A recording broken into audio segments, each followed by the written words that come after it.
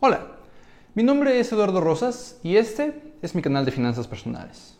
En este video vamos a platicar sobre las razones por las que comprar una casa no siempre es una buena idea y sobre las alternativas que tendrías si realmente quieres empezar a invertir en bienes raíces. Antes que nada, si tú quieres comprar una casa para ti y tu familia, no dejes que yo te diga lo contrario. Adelante, ve y compra tu casa. Yo sé que la idea de comprar una casa no es una idea o una decisión que se tome 100% de forma racional o con la idea de invertir y tener más dinero en el futuro o tener más patrimonio en el futuro, sino que también hay una parte emocional que quizás en muchos escenarios es aún la más dominante.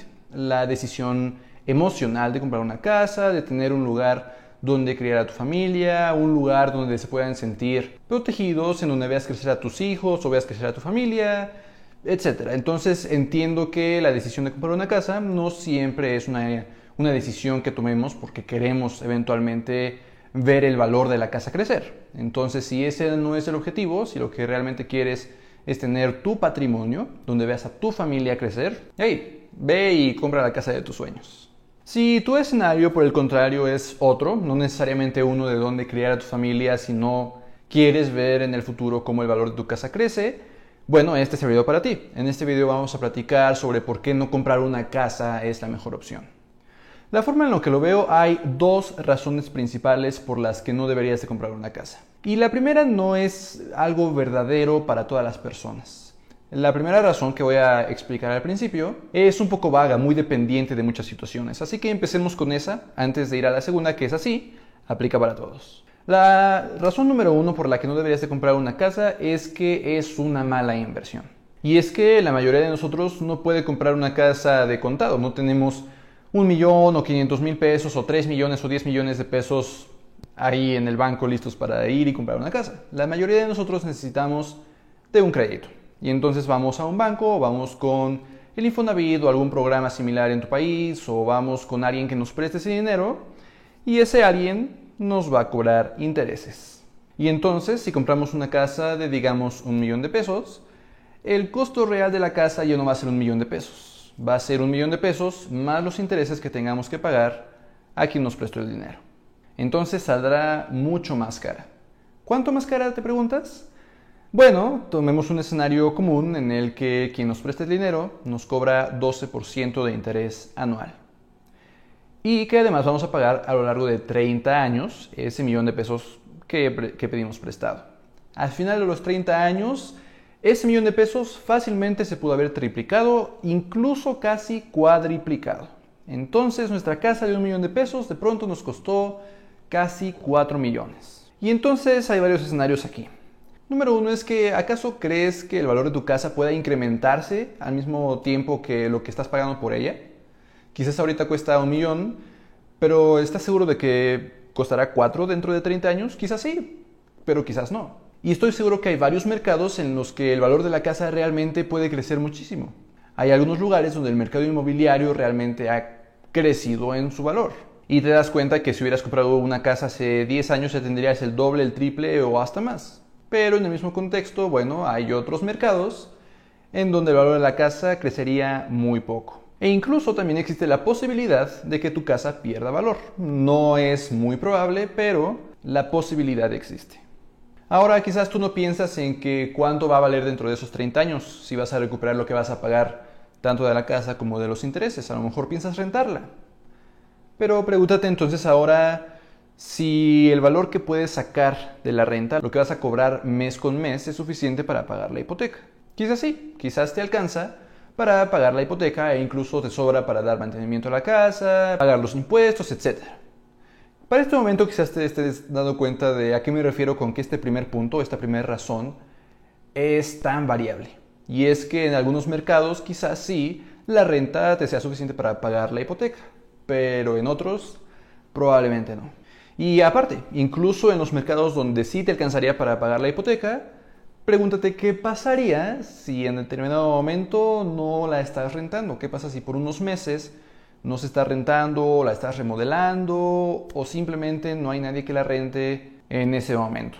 ¿Qué pasaría todos esos meses? Tienes que sacar de algún lado para pagar la hipoteca porque el banco o quien sea que te prestó el dinero aún te va a cobrar la estés rentando o no la estés rentando. Entonces, en este escenario en el que quieres rentar tu casa, pues te tomaría bastante tiempo recuperar solo la inversión de lo que te costó la casa y de lo que estás pagando de intereses. Y todo esto sin contar la inflación. Ya he platicado en otro video, que pondré por acá, cómo es que la inflación puede impactar a tus ahorros, a tu dinero en general. Uno de los argumentos más utilizados cuando la gente dice que invertir en una casa es una buena opción, además de que dicen que tal vez el valor de la casa pueda crecer, que ya hablamos de ello, que dicen que si la rentamos podemos pagar lo que estamos pagando de hipoteca, también hablamos de ello. La tercera razón o el tercer argumento que mencionan es que pues si no compramos estamos rentando, y rentar es tirar dinero a la basura. Eso es lo que dicen muchas personas. Y en algunos escenarios, de nuevo, esto es cierto. Si tu renta, digamos, es de 5,000 pesos, y por esos 5,000 pesos también podrías estar pagando una hipoteca de una casa similar, en una ubicación similar, pues sí, a lo mejor la renta ya no tiene mucho sentido porque pues mejor puedes comprar y eventualmente ya tendrías tu casa, ya serías el dueño de ella. Pero ¿en cuántos escenarios es esto cierto? La mayoría de los escenarios no sería precisamente este. Sería probablemente en el que tu renta es de 5,000 cuando la hipoteca te saldría quizás en 7,000.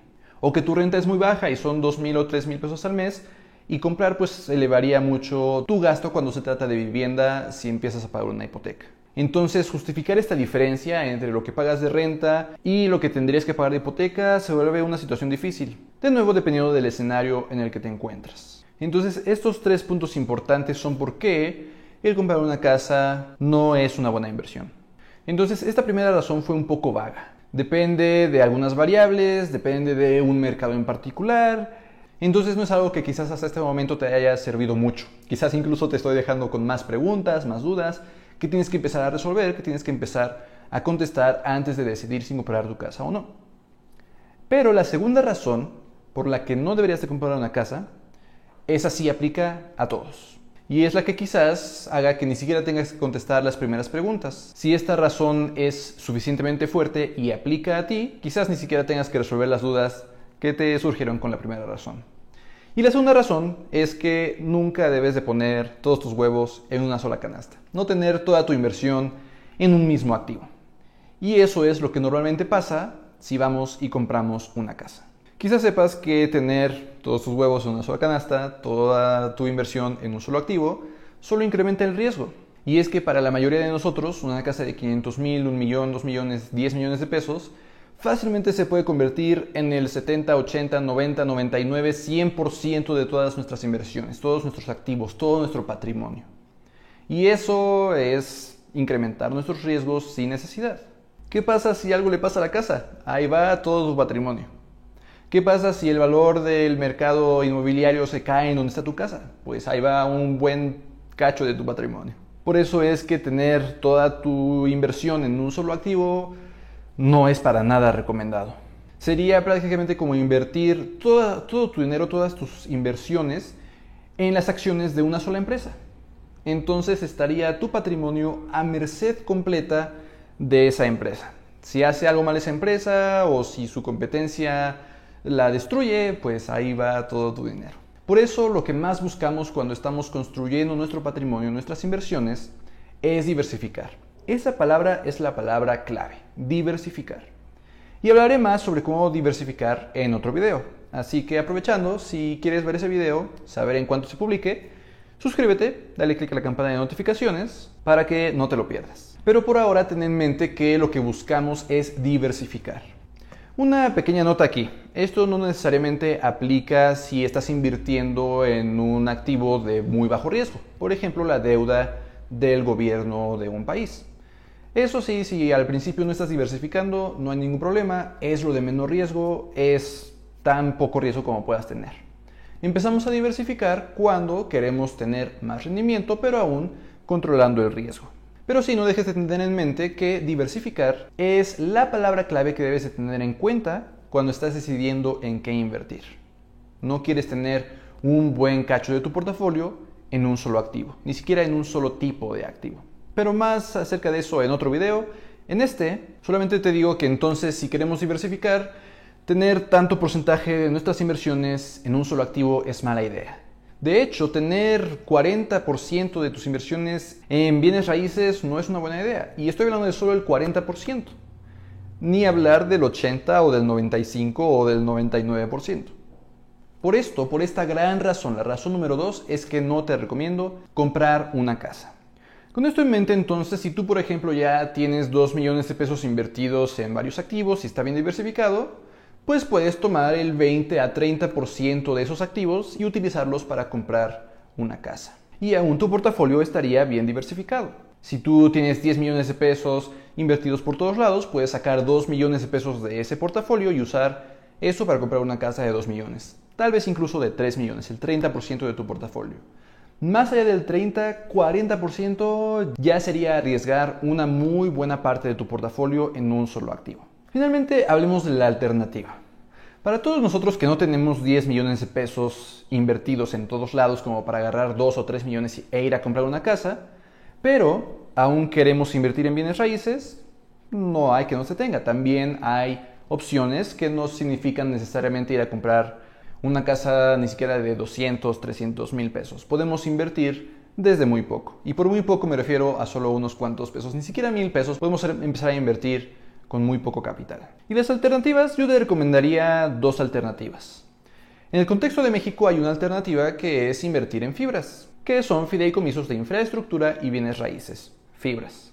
Puedes pensar en las fibras como acciones que tendrías en una inmobiliaria. Entonces, si tú, por ejemplo, inviertes en una de las fibras que existe en el mercado mexicano, pues tú estarías invirtiendo en ese fideicomiso y esencialmente serías el dueño de una pequeña parte de todas sus propiedades.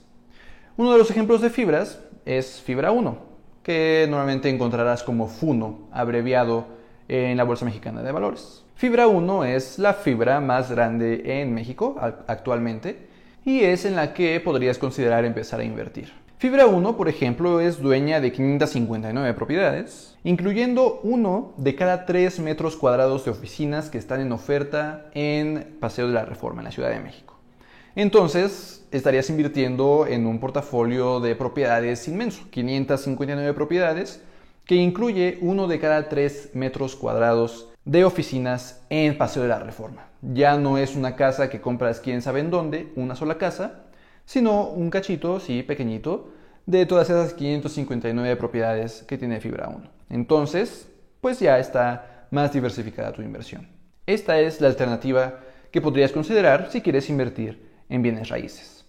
La otra alternativa es invertir en REITs, Real Estate Investment Trusts, que esencialmente son las fibras estadounidenses.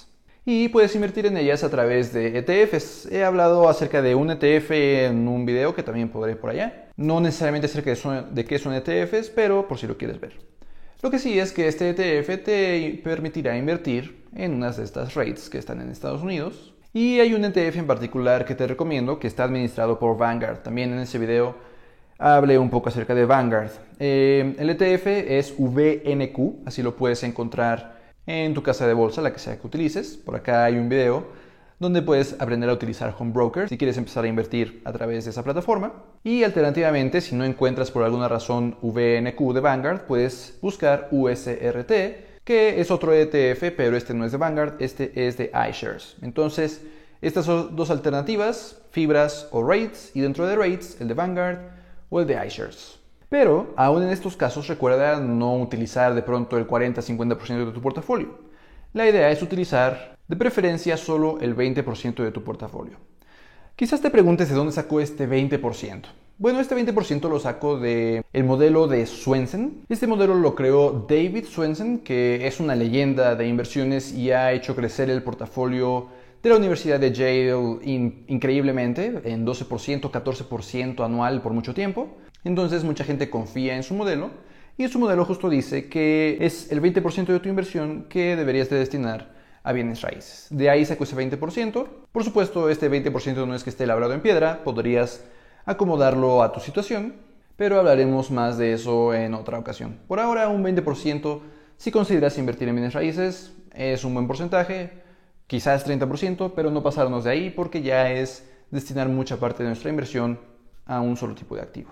De esta forma, manteniendo tu inversión en un 20-30%, pues no expones a un solo riesgo a tu portafolio. De pronto, si se cae el mercado inmobiliario, pues solo se trata del 20%, quizás el otro 80% en deuda o en acciones, pues podría evitar que tu portafolio caiga en valor tan drásticamente como ese solo mercado. Entonces, estas fueron las dos grandes razones y unas alternativas de por qué no debes de comprar una casa.